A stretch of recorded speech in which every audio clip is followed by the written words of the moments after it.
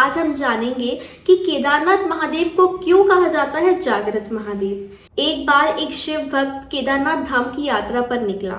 अपने गांव से निकला वो, पर वहां उस समय सुविधा तो नहीं होती थी कुछ यातायात की, तो वो पैदल ही निकल लिया। अब पैदल पैदल जा रहा था, रास्ते में जो भी मिल रहा था उससे केदारनाथ की बातें कर रहा था, केदारनाथ का मार्ग पूछ रहा था और चलता जा रहा था। भगवान शिव की आराधना करते करते मंदिर की ओर जाता जा रहा था। उसे महीने बीत गए, भूखा प्यासा चलता रहा और एक समय ये आया कि वो केदारनाथ धाम पहुंच गया। पर आप तो ये बात जानते ही हैं कि केदारनाथ धाम के पट 6 महीने के लिए खुलते हैं और 6 महीने के लिए बंद हो जाते हैं। तो जब वो गया तो उस समय पट बंद हो रहे थे। उसने पंडित जी से बोला, पंडित जी मैं बहुत लंबी यात्रा करके आया हूँ, कृपया मुझे एक बार दर्शन कर लेने दीजिए। पर पंडित जी क्या करते, नियम तो नियम है और नियम तो यही है कि एक बार पट बंद तो बंद। पंडित जी ने उसको समझाया कि बेटा तू 6 महीने बाद आ जाना, 6 महीने तक यहाँ पे बर्फ पड़ेगी। और वो लोग वहां से चले गए। वह वहीं बैठकर रोता रहा, रोते रोते रात हो गई।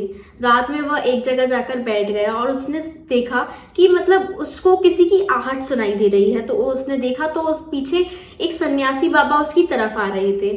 तो वो सन्यासी बाबा उसके पास आए और उसके पास बैठ गए। उन्होंने उससे पूछा, बेटा तुम कहाँ से आए हो? तो वो बोला, बाबा मैं तो बहुत दूर से यात्रा करके आया हूँ, भगवान के दर्शन के लिए आया था, पर मुझे ऐसा लगता है कि मेरी यात्रा व्यर्थ हो गई क्योंकि भगवान के पट तो बंद हो गए हैं। सन्यासी बाबा ने उसको समझाया और खाने के लिए भी दिया, पर वो अपना हाल बताता रहा, रोता भी रहा। तो सन्यासी बाबा को उस पर दया आ गई। तो सन्यासी बाबा ने कहा कि बेटा कल सुबह तुझे दर्शन हो जाएंगे, भगवान के पट कल सुबह खुल जाएंगे। बातों बातों में उस भक्त को न जाने कब नींद आ गई और वह सो गया। सुबह सूर्य के मध्यम प्रकाश से उसकी नींद खुली और उसने देखा कि सन्यासी बाबा उसे कहीं नहीं दिख रहे हैं। उसने इधर उधर देखा और इससे पहले कि वह कुछ समझ पाता, उसने देखा कि पंडित जी अपनी पूरी मंडली के साथ आए हैं पट खोलने के लिए। और वो गया पंडित जी के पास, उसने पंडित जी को प्रणाम किया और पूछा, पंडित जी आपने तो कहा था ये पट 6 महीने बाद खुलेंगे और 6 महीने तक यहाँ कोई नहीं आएगा, अगली सुबह ही आप पट खोलने के लिए आ गए। पंडित जी को थोड़ा समझ नहीं आया कि वह कौन है, तो उसे थोड़ा याद करते हुए पंडित जी ने कहा, अरे तुम तो वही हो ना जो 6 महीने पहले आए थे जब पट बंद हो रहे थे, तुम इतनी जल्दी 6 महीने में लौट कर भी आ गए। तो उस आदमी को आश्चर्य हुआ। उसने कहा, नहीं मैं तो कल ही आया था, कल ही मैं यहाँ पे बस रात को सोया हूँ, सुबह तो देखा आप आ गए।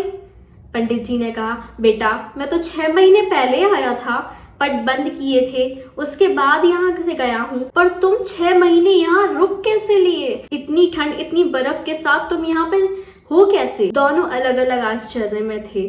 पर फिर उस भक्त ने सन्यासी बाबा के बारे में पंडित जी को बताया कि मुझे बाबा मिले, मैंने उनसे बातें की, उन्होंने मुझे खाने को दिया, मुझे बहुत समझाया और उन्हीं के पास में सो गया था, पर अभी वो सुबह मुझे दिख नहीं रहे हैं। तो पंडित जी ने पूछा कि वो बाबा कौन थे, कैसे दिखते थे, क्योंकि 6 महीने से तो यहाँ पे कोई नहीं आया।